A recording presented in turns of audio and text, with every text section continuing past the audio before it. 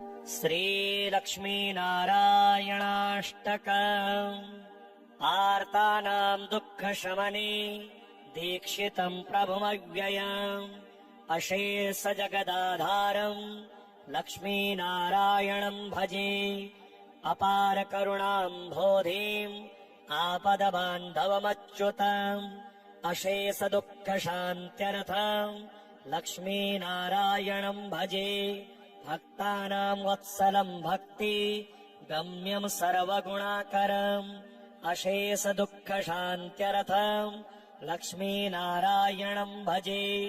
सुहृदं सर्वभूतानां सर्वलक्षणसंयुतम्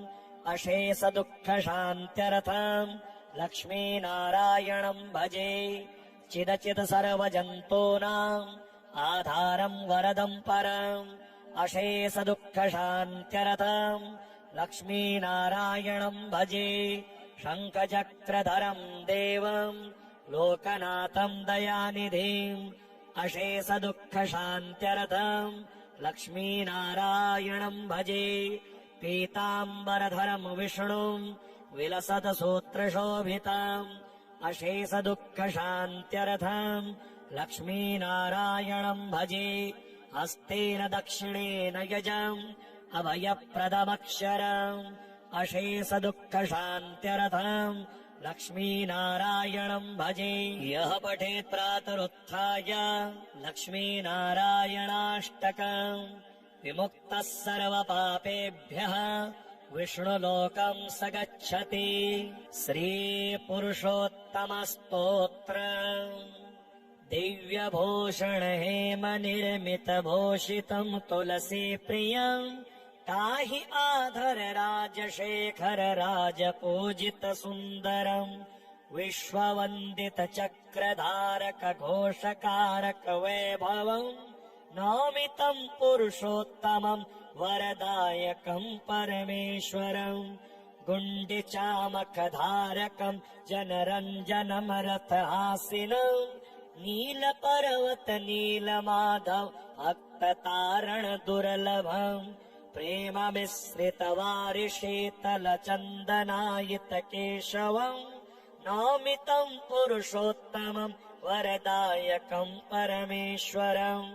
दारुदेवत सर्वसुन्दर वेशकारित कौशलम् श्रीमहाप्रभुरूपमोहक इन्दिरा प्रियवल्लभम् रतनमण्डप पूज्य पूजक रूपरोपिणमीश्वरम् नौमितम् पुरुषोत्तमम् वरदायकम् परमेश्वरम् वेणुवादक गोपनायक क्षीरसागर शायिनम् राघवम् मधुसूदनम् भज लक्ष्मणाग्रज धन्विनम् शान्तिदायक बुद्ध भास्वर जैन जीवन रक्षकम् नौमितम् पुरुषोत्तमम् वरदायकम् परमेश्वरम् भोगकारक अन्नखादक दिव्य जीवन यापिनम् धर्मरक्षक दुष्टनाशक शिष्टपालनकारितम् क्षेत्रपूजित नेत्रमोहक नीरजानन मञ्जुलम् नौमितम् पुरुषोत्तमम् वरदायकम् परमेश्वरम् नीलसागर तीर मंदिर सज्जितम् सुख संपदम् पूर्ण कारण कार्य घोषित भेद बोधित भक्तिदम् कोटवञ्चक कञ्चलाश्रित हार मण्डित कौस्तुभम् नौमितम् पुरुषोत्तमम् वरदायकम् परमेश्वरम् दर्शनम् नवयौवनम् कलितम् कलेवरधारिणम् कोटिभास्कर दीप्ति भूपित देव मानव दुर्लभम् नन्दी घोष विहार कारण पार्थ सारथ आसीनम् नौमितम् पुरुषोत्तमम् वरदायकम् परमेश्वरम् पाप पंकिल लोलक दण्डित नन्द तारक चञ्चलम् दास भाजन शोक नाशन खेद भेदन सौष्ठवम् हे रमावर कृष्ण नागर जानकी चर निर्जरम् नौमि तं पुरुषोत्तमं वरदायकं परमेश्वरं। श्रीहरिध्यानस्तोत्र। आदौ प्रेमवती वृषाङ्गजननं सन्नेकतीर्थाटनम् दुष्कर्मोपशमं च साधुशरणं सद्धर्म संस्थापनम् सिंहावर्जित भूरि यज्ञकरणं मूर्तिप्रतिष्ठापनम् आर्यस्थापनमक्षराख्यगमनं सदसङ्गि सज्जीवनम् स्नातं चन्दनचरचितं निजजनेः पुष्पस्रजालङ्कृतम् प्रातः सूर्यमयूखसेवितमुखम् श्रीचन्द्रशालोपरि त्रित्वारोटकमेकपाणितलके पङ्क्त्यान्यहस्तेन तम् पुञ्जानम् प्रविलोक्य सेवकगणान् वन्दे सदा स्वामिनम्। अथ मनसि शनैः स्थिरत्वमाप्ते भगवति मानुषमूर्ति वासुदेवी निज हृदि पृथगेकमङ्गम् चरणतलादिव चिन्त्यमस्य पुंसाम् निज हृदि दर्शिगोचरे तदीये यवयक एक एककेतृतक च बलमपि मनः स्थिरम् विधेयम् व्रजति लयम् खलु तेन तन्मलाघः ध्वजकमलयवाङ्कुशोर्ध्वरेखा प्रमुखसुलक्षणलक्षिते च रम्ये अतिशय मृदुले च यावभावे चरणतले मनसास्य चिन्तनीये अरुणनख शशाङ्कराजिकान्त्या हृतजनिजनिन्तक हृत्तमोऽङ्घ्रियुगमम् क्रमलघु समकोमलाङ्गुलीभिर हृतनवपल्लकान्ति चास्य चिन्ताम् निज जन मनसः प्रहर्षणार्थम् परिधृतनूपुरसिञ्चितातिरम्यम् स्वगति निज जनाक्षिवृत्तिचोरम् चरणयुगम् हृदि चिन्तनीयमस्य किसलय मृदुले सुवृत्तजङ्गे क्रमपृथुलेत सुवर्णोदजानु करिकर सदृशम् समम् च पीनम् निज हृदि शक्तियुगम् च चिन्त्यमस्य मृदुघनसित सूक्ष्म दीर्घवासः परिददग्धोत्तमा हेम काञ्चिबद्धम् पृथुलकटियुगम् च चिन्तनीयम् निज हृदये चिरमस्म्यमक्तवरतुः उदरमपि लसद्वरित्रयान्तर गतशुभ सम्भ्रम निघ्ननामि कूपम् हृदयमरोक्सगन्धि पुष्पहारम् समविततम् हृदि चिन्त्यमस्य तुङ्गम् कनककटक शृङ्गलोर्मिकाभिर लसदरुणाम् न जनिभम् करद्वयम् च दृढतरमतिरस्य बाहुयुगमम् निज हृदयेस्य विचिन्त्यमङ्गदाढ्यम् विविधमणिविशुद्ध हेमसूत्र ग्रथितसुमौक्तिकहार हारिकण्ठः विगद शशरकाङ्कास्य चन्द्रः स्त्रियमनसास्य चिरम् च चिन्तनीयम् मितहसित विपर्पिदन्तकान्ति प्रथन समुज्ज्वल गण्डयुगमस्य नवनलिनदलायतम् विचिन्त्यम् निज हृदि चञ्चललोचनद्वयम् च श्रवणयुगलस्य कुण्डलश्रीर् बहुविध पुष्पमयावतम् सरम्य तरदलघु विशाल भालराजत सतिलक कुङ्कुमम् चन्द्रकश्च चिन्त्यः असिति तिलक लक्ष्म दक्ष गण्डी तिलकुसुमोत्तमनासिकान्तिकेऽस्ति विलसदसित बिन्दुरस्य वामे श्रवणपुटे भवतीति चिन्तनीयः विविध कुसुम शेखरालिराजत पटमुकुटम् च शिरोस्य चिन्तयित्वा वदन कमलमेव चिन्तकेन स्मितमधुरम् चिरकालमस्य चिन्ता श्रीलक्ष्मीनारायणाष्टकम् आर्तानाम् दुःखशमने दीक्षितम् प्रभुमव्ययम् अशेष जगदाधारम् लक्ष्मीनारायणम् भजे अपार करुणाम्भोधिम् आपदबान्धवमच्युतम् अशेष दुःखशान्त्यर्थम् लक्ष्मीनारायणम् भजे भक्तानाम् वत्सलम् भक्ति गम्यम् सर्वगुणाकरम् अशेष दुःख शान्त्यर्थम् लक्ष्मीनारायणम् भजे सुहृदम् सर्वभूतानाम् सर्वलक्षणसंयुतम् अशेष दुःख शान्त्यर्थम् लक्ष्मीनारायणम् भजे चिदचित् सर्वजन्तूनाम् आधारम् वरदम् परम् अशेष दुःख शान्त्यर्थम् लक्ष्मीनारायणम् भजे शङ्खचक्रधरम् देवम् लोकनाथम् दयानिधिम् अशेष दुःख शान्त्यर्थम् लक्ष्मीनारायणम् भजे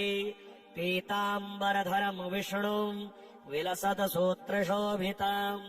अशेष दुःख शान्त्यर्थम् लक्ष्मीनारायणम् भजे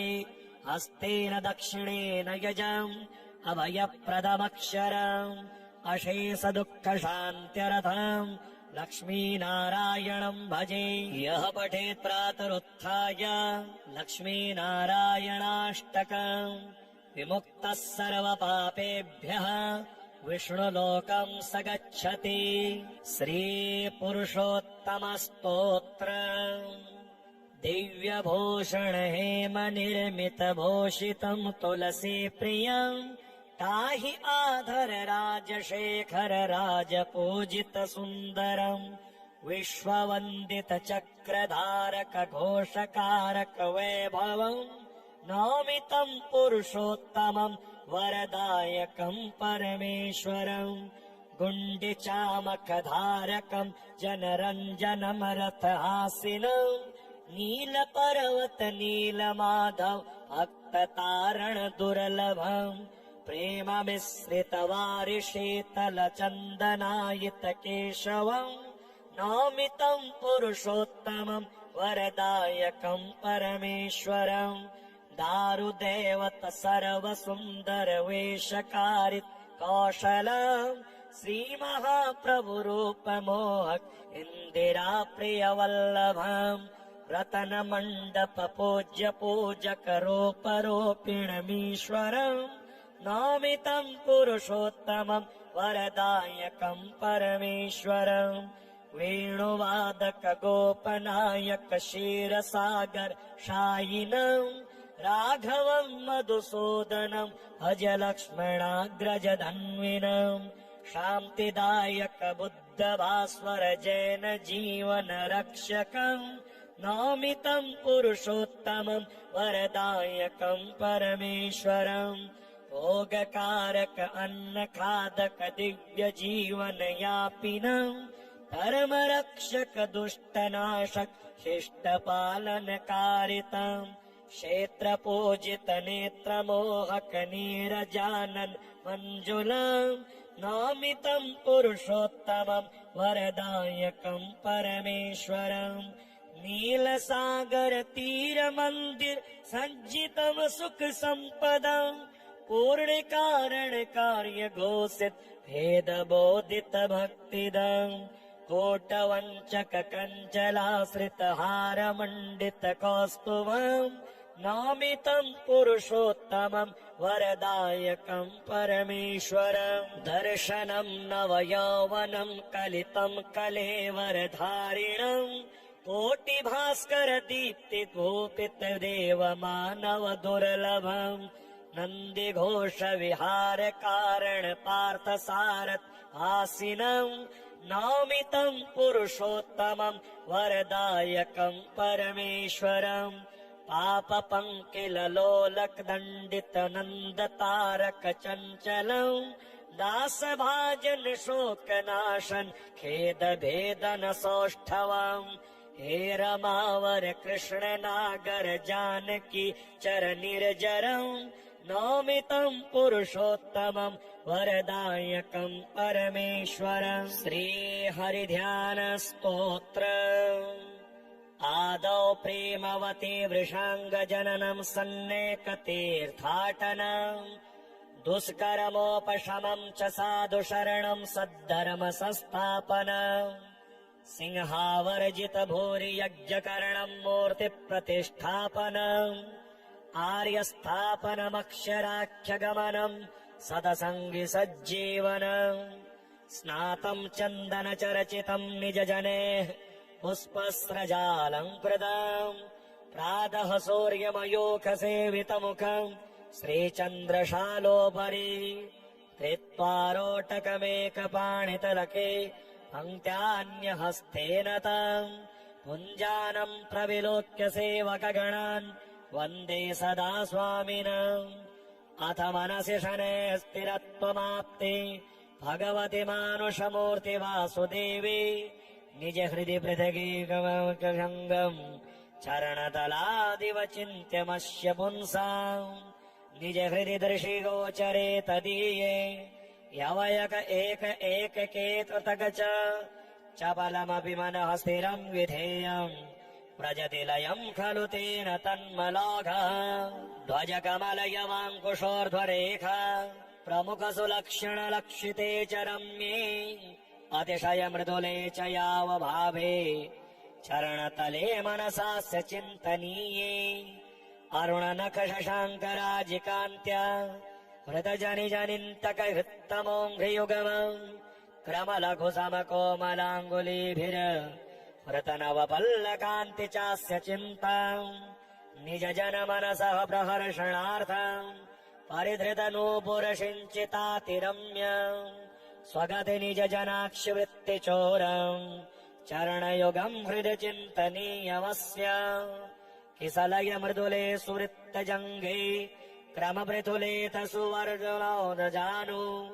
करिकर सदृशम् समम् च पीनम् निज हृदि शक्तियुगम् च चिन्त्यमस्य मृदुघनसित सूक्ष्म दीर्घवासः परिददग्धोत्तमा हेम काञ्चिबद्धम् पृथुलकटियुगम् च चिन्तनीयम् निज हृदये चिरमस्म्यमक्तवरतुः उदरमपि लसद्बलित्रयान्तर गतशुभ सम्भ्रम निघ्ननाविकूपम् हृदयमरोक्सगन्धि पुष्पहारम् समविततम् हृदि चिन्त्यमस्य तुङ्गम्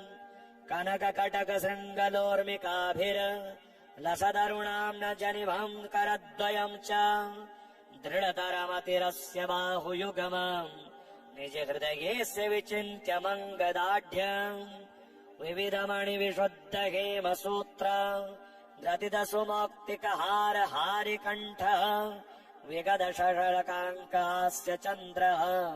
स्त्रियमनसास्य चिरञ्ज चिन्तनीयम् मितहसित विपर्पिदन्तकान्ति प्रथन समुज्ज्वल गण्डयुगममस्य नवनलिनदलायतम् विचिन्त्यम् निज हृदि चञ्चललोचनद्वयम् च श्रवणयुगलस्य कुण्डलश्रीर् बहुविध पुष्पमयावतम् सरम्य तरदलघु विशाल बालराजत सतिलक कुङ्कुमम् चन्द्रकश्च चिन्त्यः असिति तिलक लक्ष्म दक्ष गण्डी तिलकुसुमोत्तम नासिकान्तिकेऽस्ति विलसदसित बिन्दुरस्य वामे श्रवणपुटे भवतीति चिन्तनीयः विविध कुसुम शेखरालिराजत पटमुकुटम् च शिरोस्य चिन्तयित्वा वदन कमलमेव चिन्तकेन स्मितमधुरम् चिरकालमस्य चिन्ता श्रीलक्ष्मीनारायणाष्टकम् आर्तानाम् दुःखशमने दीक्षितम् प्रभुमव्ययम् अशेष जगदाधारम् लक्ष्मीनारायणम् भजे अपार करुणाम्भोधिम् आपदबान्धवमच्युतम् अशेष दुःखशान्त्यर्थम् लक्ष्मीनारायणम् भजे भक्तानाम् वत्सलम् भक्ति गम्यम् सर्वगुणाकरम् अशेष दुःखशान्त्यर्थम् लक्ष्मीनारायणम् भजे सुहृदम् सर्वभूतानाम् सर्वलक्षणसंयुतम् अशेष दुःखशान्त्यर्थम् लक्ष्मीनारायणम् भजे चिदचित् सर्वजन्तूनाम् आधारम् वरदम् परम् अशेष दुःखशान्त्यर्थम् लक्ष्मीनारायणम् भजे शङ्खचक्रधरम् देवम् लोकनाथम् दयानिधिम् अशेष दुःखशान्त्यर्थम् लक्ष्मीनारायणम् भजे पीताम्बरधरम् विष्णुम् विलसतसूत्रशोभिताम् अशेषदुःखशान्त्यर्थम् लक्ष्मीनारायणम् भजे हस्तेन दक्षिणेन यजम् अभयप्रदमक्षरम् अशेषदुःखशान्त्यर्थम् लक्ष्मीनारायणम् भजे यः पठेत् प्रातरुत्थाय लक्ष्मीनारायणाष्टकम् विमुक्तः सर्वपापेभ्यः विष्णुलोकम् स गच्छति श्रीपुरुषोत्तमस्तोत्र दिव्यभूषण हेम निर्मित भूषितम् तुलसी प्रियम् ताहि आधर राजशेखर राजपूजित सुन्दरम् विश्ववन्दित चक्रधारक घोषकारक वैभवम् नौमितम् पुरुषोत्तमम् वरदायकम् परमेश्वरम् गुण्डिचामखधारकम् जनरञ्जनम् रथहासिनम् नीलपर्वत नीलमाधव भक्ततारण दुर्लभम् प्रेम मिश्रित वारिशीतल चन्दनायित केशवम्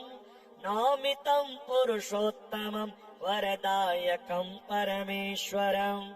दारुदेवत सर्वसुन्दर वेशकारित् कौशलम् श्रीमहाप्रभुरूपमोहक इन्दिरा प्रियवल्लभम् रतनमण्डप पूज्य पूजक रूपरूपिणमीश्वरम् नौमितम् पुरुषोत्तमम् वरदायकम् परमेश्वरम् वेणुवादक गोपनायक क्षीरसागर शायिनम् राघवम् मधुसूदनम् भज लक्ष्मणाग्रज धन्विनम् शान्तिदायक बुद्ध भास्वर जैन जीवन रक्षकम् नौमितम् पुरुषोत्तमम् वरदायकम् परमेश्वरम् भोगकारक अन्नखादक दिव्य जीवन यापिनम् धर्मरक्षक दुष्टनाशक शिष्टपालनकारितम् क्षेत्रपूजित नेत्रमोहक नीरजानन मञ्जुलम् नौमितम् पुरुषोत्तमम् वरदायकम् परमेश्वरम् नीलसागर तीर मंदिर सज्जितम् सुख सम्पदम् पूर्णकारण कार्य घोषित भेद बोधित भक्तिदम् कोटवञ्चक कञ्चलाश्रित हार मण्डित कौस्तुभम् नौमितम् पुरुषोत्तमम् वरदायकम् परमेश्वरम् दर्शनम् नवयौवनम् कलितम् कलेवरधारिणम् कोटिभास्कर दीप्ति धूपित देव मानव दुर्लभम् नन्दी घोष विहार कारण पार्थ सारथ आसीनम् नौमितम् पुरुषोत्तमम् वरदायकम् परमेश्वरम् पाप पंकिल लोलक दण्डित नन्द तारक चञ्चलम् दास भाजन शोक नाशन खेद भेदन सौष्ठवम् हे रमावर कृष्ण नागर जानकी चर निर्जरम् नौमितम् पुरुषोत्तमम् वरदायकम् परमेश्वरम् श्रीहरिध्यान स्तोत्र आदौ प्रेमवती वृषांग जननम् सन्नेकतीर्थाटनम् दुष्कर्मोपशमम् च साधु शरणम् सद्धर्म संस्थापनम् सिंहावर्जित भूरि यज्ञकरणम् मूर्ति प्रतिष्ठापनम् आर्यस्थापनमक्षराख्यगमनम् सदसङ्गि सज्जीवनम् स्नातम् चन्दन चर्चितम् निज जनेः पुष्पस्रजालङ्कृतम् प्रातः सूर्यमयूख सेवितमुखम् श्रीचन्द्रशालोपरि कृत्वारोटकमेकपाणितलके पङ्क्त्यान्यहस्तेन तम् पुञ्जानम् प्रविलोक्य सेवकगणान् वन्दे सदा स्वामिनम् अथ मनसि शनैः स्थिरत्वमाप्ते भगवति मानुषमूर्ति वासुदेवी निज हृदि पृथगीकमङ्गम् चरणतलादिव चिन्त्यमस्य पुंसाम् निज हृदि दर्शि गोचरे तदीये यवयक एक केतृतक चपलमपि मनः स्थिरम् विधेयम् व्रजति लयम् खलु तेन तन्मलाघः ध्वजकमलयवाङ्कुशोर्ध्वरेखा प्रमुख सुलक्षण लक्षिते च रम्ये अतिशय मृदुले च यावभावे चरणतले मनसास्य चिन्तनीये अरुण नख शशाङ्कराजिकान्त्या हृतजनिजनिन्तक हृत्तमोऽघ्रियुगमम् क्रमलघु समकोमलाङ्गुलीभिर हृतनवपल्लकान्ति चास्य चिन्ता निज जन मनसः प्रहर्षणार्थम् परिधृत नूपुरसिञ्चितातिरम्य स्वगति निज जनाक्षिवृत्ति चोरम् चरणयुगम् हृदि चिन्तनीयमस्य किसलय मृदुले सुवृत्तजङ्गे क्रमपृथुलेत सुवर्जनोदजानु करिकर सदृशम् समम् च पीनम् निज हृदि शक्तियुगम् च चिन्त्यमस्य मृदुघनसित सूक्ष्म दीर्घवासः परिददग्धोत्तमा हेम काञ्चिबद्धम् पृथुलकटियुगम् च चिन्तनीयम् निज हृदये चिरमस्म्यमक्तवर्तुः उदरमपि लसद्वलित्रयान्तर गतशुभ सम्भ्रम निघ्ननाविकूपम् हृदयमरोक्सगन्धि पुष्पहारम् समविततम् हृदि चिन्त्यमस्य तुङ्गम् कनककटक शृङ्गलोर्मिकाभिर लसदरुणाम् न जनिभम् करद्वयम् च दृढतरमतिरस्य बाहुयुगमम् निज हृदयेस्य विचिन्त्यमङ्गदाढ्यम् विविधमणिविशुद्ध हेमसूत्र ग्रथित सुमौक्तिकहार हारिकण्ठः विगत शशकाङ्कास्य चन्द्रः स्त्रियमनसास्य चिरम् च चिन्तनीयम् मितहसित विपर्पिदन्तकान्ति प्रथन समुज्ज्वल गण्डयुगमस्य नवनलिनदलायतम् विचिन्त्यम्